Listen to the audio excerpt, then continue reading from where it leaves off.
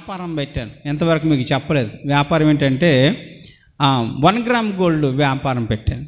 ఈ 1 gram gold వ్యాపారము 6,000 రూపాయలతోటి మొదలుపెట్టాను. అంటే కుటుంబ పరిస్థితులు బాగోలేదని ఏదోలాగా వ్యాపారం చేయాలి, నా కుటుంబాన్ని పోషించుకోవాలి, ఆర్థిక ఇబ్బందుల్లో ఉన్నాను, వడ్డీలు కట్టలేకపోతున్నానని ఒక బాధతో ఒక 6,000 రూపాయలు తీసుకొచ్చి మరి 1 గ్రామ్ గోల్డ్ విజయవాడ వెళ్ళి తీసుకొచ్చి మోటార్ సైకిల్ మీద పెట్టుకుని వాటిని అమ్ముకుంటూ తిరుగుతూ ఆ సామాన్ అంతా కూడా 24,000 రూపాయల సామాన్ దగ్గర నేను కూర్చోబెట్టాను. దాని మీద నేను 1 రూపాయి కూడా తినలేదు, వ్యాపారం పెంచుకుంటూ పోయాను. ఒకరోజు రాత్రి దేవుడు నాతో మాట్లాడటం మొదలుపెట్టాడు. ఎలా మాట్లాడితే చాలా విచిత్రంగా ఉందండి ఆ యొక్క దర్శనము. నేను ఒక ప్రాంతానికి వెళ్ళాలని చూస్తున్నాను, నడుచుకుంటూ వెళ్తుంటే అదిగో ఆ పర్వతం ఉంది. ఆ పర్వతం అంతా చెక్కబడి రోడ్డు వేయబడ్డది.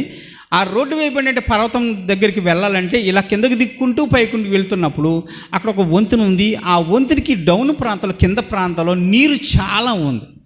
నేను ఆ నీరు దాటపోయేసరికి ఒక చిన్న పాప, చంటి పాప నా ఎడమ చెయ్యి పట్టుకుని ఉంది. నేను అన్నాను, అమ్మ మరి ఎంత అందంగా ఉన్నావు, చంటి పాపవు, గౌన్ వేసుకున్నావు, చాలా బాగున్నావు, మరి స్కూల్కి పోలేదా అని అడిగాను. అమ్మాయి ఎన్ని అబద్ధాలు చెప్తుందంటే నిజంగా చాలా అబద్ధాలు చెప్తుంది. అంటుంది, ఈ రోజున మా టీచర్ గారు చనిపోయారని చెప్తానులే, నేను స్కూల్కి వెళ్ళనులే, నేను స్కూల్కి వెళ్తే ప్రయోజనం లేదులే అని చెప్పుకుంటూ నాతో అంటూ కొంచెం ఎదరికెళ్ళేసరికి నా చెయ్యిని విడిచి అమ్మాయి ఎక్కడికి వెళ్ళిపోయింది. ఇంకా నేను ముందుకు నడుచుకుంటూ వెళ్తుంటే నా ఎడమ చేతి వైపున ఒక ఎత్తైన స్థలం ఉంది, రోడ్డు ఉంది. నేను అనుకుని ఈ రోడ్డుకే కదా మనం వెళ్ళాలి, ఇక్కడికి కదా చర్చ్ ఉండేది, అక్కడికి వెళ్ళాలి అనుకుంటూ ఇంకా ఏముందిలే కొంచెం ముందుకు పోయి ఆ ముందు ప్రాంతం కూడా చూసొద్దాం, ఒకవేళ మనం పొరబడుతున్నామేమని ముందుకు పోతూ ఉన్న సమయంలో అదొక పెద్ద నేషనల్ హైవే. ఆ హైవే నిండా కార్లు వెళుతూ ఉన్నాయి, వస్తున్నాయి. ఇలా ఒక తెల్లవారిపోయి బళ్ళుమని వెలుగొచ్చి అప్పుడు నేను గుండెలు కొట్టుకుంటున్నాను. అయ్యో, నేను వెళ్ళాల్సిన ప్రాంతం వెనకాల ఉంది కదా, వదిలిపెట్టేసి ఇంకా ఏదో ఎదరకపోవాలని నేను ఈ బళ్ళుమని తెల్లారిపోయి ఈ ప్రాంతానికి వచ్చాను. ఇంకెక్కడికి వెళ్ళాలి, అది నేను చీకటి ఉండగానే వెళ్ళిపోవాలి, తెల్లవారుజామునే వెళ్ళిపోవాలి, ఇంక వెళ్ళలేదే అని ఏడుస్తూ ఉన్నానంటండి. ఈ దర్శనం అయిపోగానే 2వ దర్శనము మొదలైంది. ఈ 2వ దర్శనం ఏంటంటే ఇలాగే ఒక పొలం ఉంది. పొలములో ఒక దిబ్బ మాదిరి ఉంది. ఆ రైతులు ధాన్యం నూర్చుకునే దిబ్బ మాదిరిగా ఉంది. ఆ దిబ్బ మీద చాలామంది తమ మూటలు భుజాల మీద వేసుకుని అక్కడ కొన్ని నాణ్యాలు ఉంటే వేరుకుంటున్నారట. డబ్బు వేరుకుంటున్నారు, కింద ఏరుకుంటూ ఉన్నారు. ఆ బిళ్ళలన్నీ ఏరుకుంటుంటే నేను ఇలాగా పరుగుట్టుకుంటూ పోయి అన్నాను, ఏమయ్యా బుద్ధి లేదా మీకు? అక్కడ మీ బస్సులన్నీ వెళ్ళిపోతున్నాయి, మీ విమానాలు వెళ్ళిపోతున్నాయి, వెళ్ళండి అని చెప్పాను. వారందరూ కూడా ఆ డబ్బు ఏరుకోవడం మానేసి తమ మూటల భుజాల మీద వేసుకుని నడుచుకుంటూ వాళ్ళు వెళ్ళిపోయారు. అలా వెళ్ళగానే మాయమైపోయారు, కనిపించలేదు. అయితే నేను కింద చూసేసరికి ఆ డబ్బు అంతా మెల్లమెల్లమెల్ల తెల్లగా మెరుస్తూ ఉందండి. అవన్నీ రూపాయి కాయిన్లు పోలి ఉన్నాయి, 2 రూపాయల కాయిన్లు పోలి ఉన్నాయి. ఒక రకమైనటువంటి మెరుపు, చాలా అందంగా కనిపిస్తుంది. ఆ డబ్బంతా ఏరుకుంటున్నాను. అక్కడ ఒక పెద్ద డబ్బు దొరికింది. నేను అనుకున్నాను, ఇది మా రాజ్యంలో చల్లదు అని దూరంగా గట్టేసేసాను.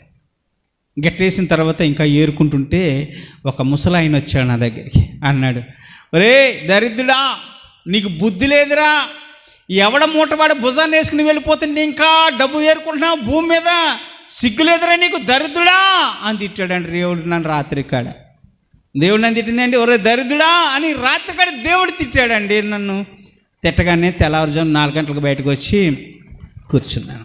నా భార్య అంది, ఇలా కూర్చున్నావే అంటే, నేను నా సామానంతా పట్టుకెళ్ళి మా తమ్ముడికి ఇచ్చేస్తాను, మా తమ్ముడిని నమ్ముకోమని చెప్తాను, అతనికి మరి ఫ్యాన్సీ షాప్ ఉంది కదా అంటే, ఆ దర్శనం వచ్చిందా అన్నది. నిజంగా నా భార్య గ్రహించడం అనేది చాలా ధన్యత. అంటే ఆ రోజున వెంటనే నా సామాను పట్టుకెళ్ళి ఆ రోజునే నా బిజినెస్ ఆ రోజుతోటే నాప్ చేస్తాను. అవునండి, మన సమయము అయిపోయి కొద్ది కూడా మన ఈ భూమి మీద బిజినెస్లు చేయాలనో, డబ్బు ఆర్జించాలని, ఇంకోటి చేయాలని అనుకుంటే మన సమయం అయిపోతే, మన విమానాలు వెళ్ళిపోతే, ప్రభువుని యేసు వచ్చి వెళ్ళిపోతే మనకు ప్రతిఫలం ఏముంది ఆలోచించండి. దేవుడు తిట్టినమాట, దరిద్రుడా ఇంకా సంపాదిస్తున్నామంటారా భూమి మీద, ఏం కావాలరా అని అడుగుతున్నాడు. నాకు చాలా సిగ్గు అనిపించింది. ఆ రోజు నుంచి కూడా దేవుడు నన్ను ఏ వ్యాపారం కూడా చేయనివ్వడండి. ఏది చేద్దామని కూడా దేవుడు ముందే కటింగ్ చేసేస్తాడు.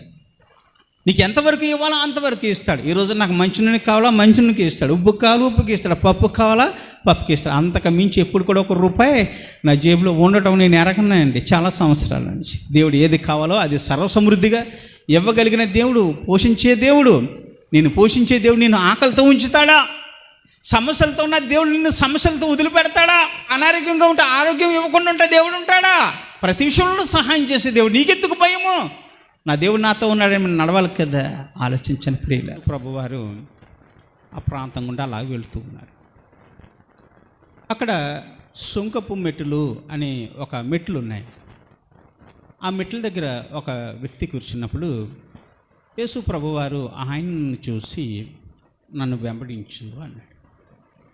యేసు ప్రభు చెప్పిన మాట అది ఒకటే, నన్ను వెంబడించు అన్నాడు. ఇంకా రెండో మాట మాట్లాడలే. యేసు ప్రభు వారు కేవలం చెప్పిన మాట నన్ను వెంబడించంటే ఆయన మారు మాట చెప్పకుండా యేసు ప్రభువును వెంబడించడం అంటే వాడు డబ్బు మీద ఆశ కలిగినటువంటి మత్తయిని దేవుడు పిలవగానే మెట్ల దగ్గర ఎప్పుడైతే కూర్చున్నాడో అక్కడ వసూలు చేసేటువంటి ప్రతి సొమ్మును, ప్రతి దాన్ని కూడా అతను వినియోగించే ప్రతి వస్తువును కూడా వదిలిపెట్టేసి యేసు ప్రభువును వెంబడించుకుంటూ వెళ్ళిపోయాడు. దేవుడి రోజు నిన్ను పిలిస్తే వచ్చేస్తావా నాతో పాటు అంటే మనం ఏం సమాధానం చెప్తాం? నేను సమస్తాన్ని వదిలిపెడతానని చెప్పగల ఆ మనస్సు మన దేనికోసం ఇంకా మనం ఈ పట్టుకుని కూర్చున్నా, ఇంకా ఏమి సంపాదించాలని, ఏమి తాగాలని, ఏమి తినాలని, ఇంకా ఏమి కూర్చాలని మనం పట్టుకుని కూర్చున్నాం ప్రపంచంలో. దేవుని మీద అటువంటి మనస్సు కలిగి ఉన్నామా లేదా? ప్రభువాను వచ్చి పిలిస్తే నీతో పాటు నేను వస్తానని చెప్పగల మనసు మనలో ఉందా లేదా? ఆ గుత్తపు సుంకదారుడు కూడా ఆ డబ్బును వసూలు చేసుకుంటూ ఆర్జించే వ్యక్తి యేసు ప్రభు పిలవగానే వెంటనే లేచి ఎక్కడికి వెళ్ళిపోయాడండి?